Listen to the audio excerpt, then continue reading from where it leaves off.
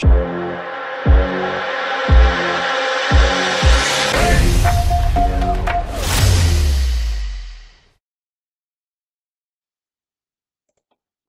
all. So today I want to do another example of a quadratic linear system. So jumping right in. Remember that to graph a quadratic linear system, first we need to graph the quadratic. And it's really easy to do this using a graphing calculator. So I'm going to turn my calculator on. I'm going to clear out some stuff. I'm going to go to y equals and clear it out. And then I'm just going to type in my quadratic equation. So xt theta n to get an x. I'm going to square that with the x squared button. I'm going to subtract 4xt theta n. I'm going to add 6. So there's my quadratic. If I hit the graph button, you can see what that quadratic looks like. And then if I hit second graph, I get a table of values.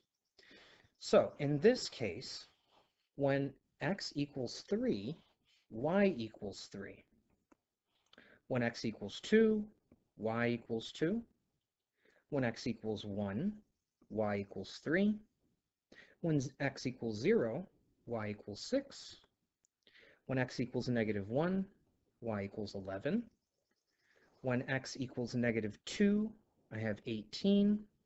When x equals negative 3, I have 27. Whoa, these are far too big to graph.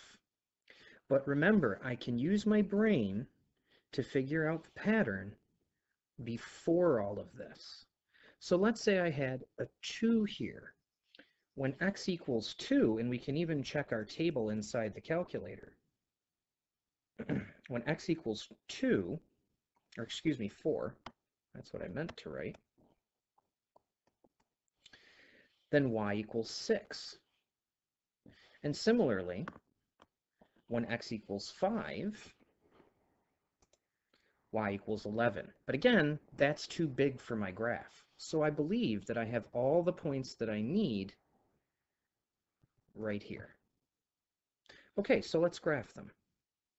4, 6 means I'm going to go over 4 and up 6.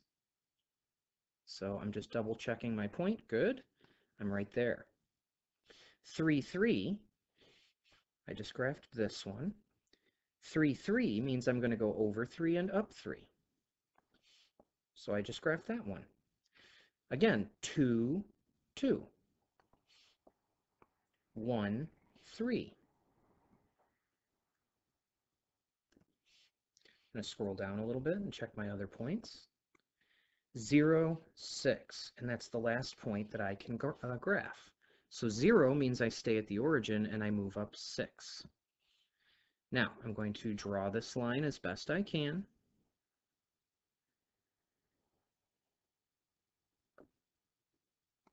And there it is.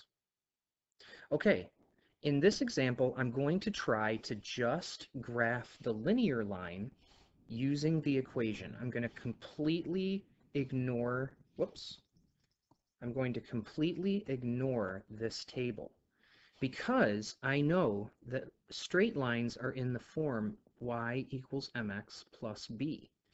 And in this case, I know that my b is positive 2. And that is the point where my straight line crosses the x-axis. So I'm going to put a point at positive 2. I also know that my slope is just a positive 1. So my slope is 1 over 1, which means that I'm going to change my color here again. There's a point there at 2 for my y-intercept. My slope is 1 over 1, so I'm going up 1 over 1, up 1 over 1, up 1 over 1, up 1 over 1. I'm going to continue this pattern beyond the quadratic, and then all I have to do is trace that line. And I can just assume that it continues on its pattern. It's not quite perfect, but it's good enough. And then you can see here that this point is an intersection between the two lines, and this point is an intersection between the two lines.